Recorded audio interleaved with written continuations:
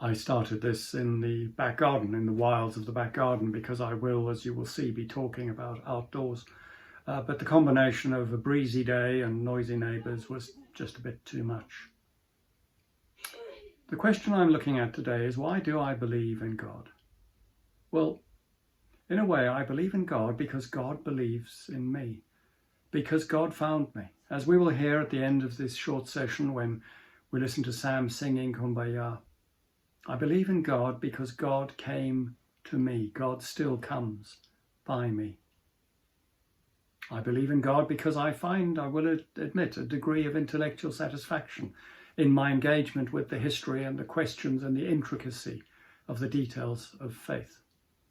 Some of it is habit, which is not necessarily a bad thing. But when someone asks me a difficult question, or when I ask myself again a difficult question, I find that quite satisfying, and that perhaps has something to do with why I believe. Another reason I believe in God is that my faith provides me with a way of engaging with the world. Not that I have it all sewn up and I'm sitting back secure in what will happen when I die. It's far more that I have confidence that I'm travelling through this world with a purpose. In this wide, wild world through which we all travel, with the gaping uncertainties of meaning and purpose, with the ever-present and, as we grow older, darkening clouds of our eventual death, with the sudden, deep, bottomless crevasses which are the voids of unbelief or catastrophe. It's all too easy to feel lost in this world, to feel that it is pointless. It is also all too easy to become habituated to what I would say is the fallacy that this world is all there is. It's all too easy to start to feel that the sensible thing to do in this world is make yourself as comfortable as you can with the way things are now. Because where you are now is all that there is. But that's not the case for me. It's not the case for many people. But I have more of a sense that I'm travelling through this world. Not to say the world is irrelevant or an inconvenience or a waste of time. Not to say it's something I merely endure. No, this world is where I am. And it's essential to pay attention to this world and to my experience of it, and to the people with whom I'm travelling through this world. And all of this brings me to one of the things I've really missed as a result of this lockdown. And I know that many people have been bereaved, have suffered anxiety, have suffered financially, and that probably the more difficult times are still to come. And this little thing of mine is tiny by comparison. And it also is the case that my net experience of the lockdown has been one of blessing in very unexpected ways. But enough prevaricating. My little trivial gripe is that I've been unable to get out and go walking and camping. It's not only because of lockdown, because when I looked into it, the last time I got away was November 2018 to the Peak District. So I'm going to try in my imagination to get out again. And I invite you to join me in thinking about aspects of walking and camping, which in some ways parallels life as a Christian. So when walking outdoors, it seems to me the most particular thing is at all times to know where you are and know where you're heading. That way you don't waste time, you don't waste effort, you avoid getting into danger, you can estimate when you will arrive.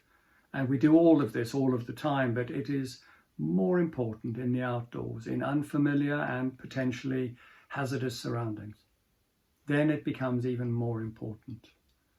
And so, if you've not been to this place before where you are, if it's new to you, you do need, of course, a map. And many people will say, well, if you have a map, you need a compass. And yes, I would agree a compass is valuable, but the map comes first. And the map deserves a lot more and a lot closer attention than it usually gets.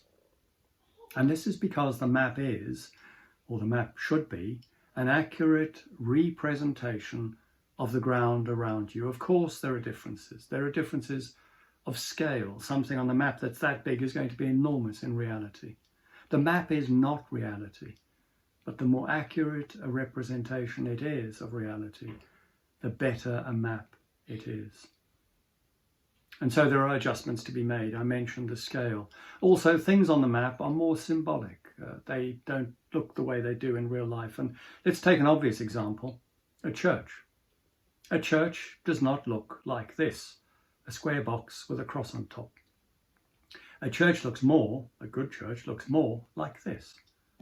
And if you're walking and looking to come to a big box with a cross on top, you will miss the actual church building in reality. So once you have your map and you've oriented yourself to the surroundings and you know where you're going, you need to follow a route. And again, you can use the map and avoid difficult parts and make sure that you go on the least demanding aspects of the route. And as you go, it's important always to know where you are. So don't start just knowing where you began. As you go along, you want to know where you are. And to do this, I use a technique that is called thumbing. And that is having your thumb on the place on the map where you think you are. And this means that as you go, you're roughly tracking your progress. As you go, you know what to expect as you walk. So you should have a stream to the right, and the ground should slowly be falling away in front of you as you walk. And also, while I walk, I tend to use a compass. I set up the compass to be pointing in the general direction of travel. I won't go into the details of how one does that. But this means that as I walk, I know generally which direction I should be going in.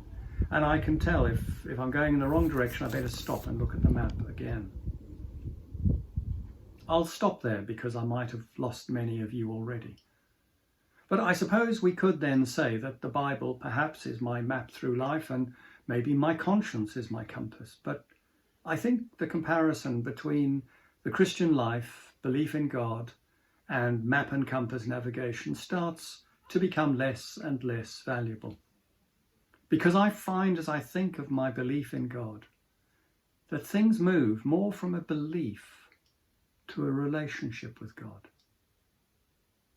The book of Isaiah chapter 30 says this, "Your ears shall hear a word behind you saying, 'This is the way, walk in it,' when you turn to the right and when you turn to the left." That's what Isaiah says. And if we stay with the example, the analogy of the map and compass and outdoor navigation, well, this starts to sound a lot more like GPS than it does like God.